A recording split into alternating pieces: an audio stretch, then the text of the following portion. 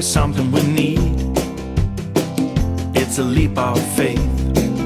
Oh, if you have the will and the moment to spare, it's a beautiful world out there. It's a beautiful world out there.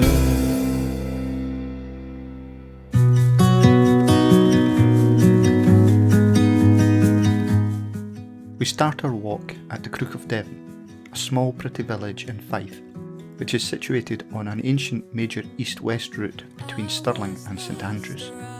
It is hard to believe that this peaceful village was the scene of an infamous killing of coven of so-called witches, which took place in the summer of 1662. At the first trial, the accused were Agnes Murray, Bessie Henderson and Isabella Rutherford. After a long and close investigation, they were unanimously convicted and sentenced to be taken away to a place called Lamblairs, the place of their execution, and to be strangled to the death by the hands of the hangman, and thereafter their bodies to be burnt to ashes for their trespass, whereupon William Donaldson, Doomster, gave doom. At the second trial about 3 weeks later, there were 5 accused who had been incriminated by the first 3 as having been present with them at their alleged meeting with the devil. All met with a similar doom and were executed the following day. More executions continued over the following months.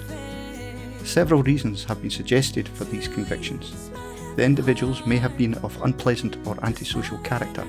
Evidence against them was probably concocted by malicious neighbours, and confessions could have been obtained by keeping the accused in darkness and solitary confinement until they hallucinated. The jury consisted of 15 eminently respectable local landowners, but this was at a time of deep and unreasoning belief in witchcraft and the power of Satan.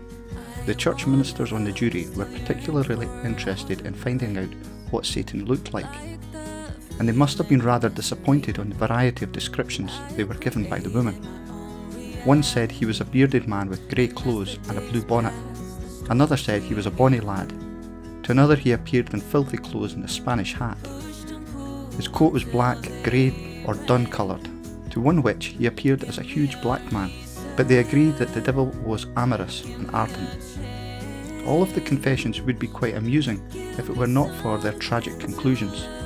Nowadays, the little hillock of Lamblairs, in a field beside the Crook of Devon, looks peaceful.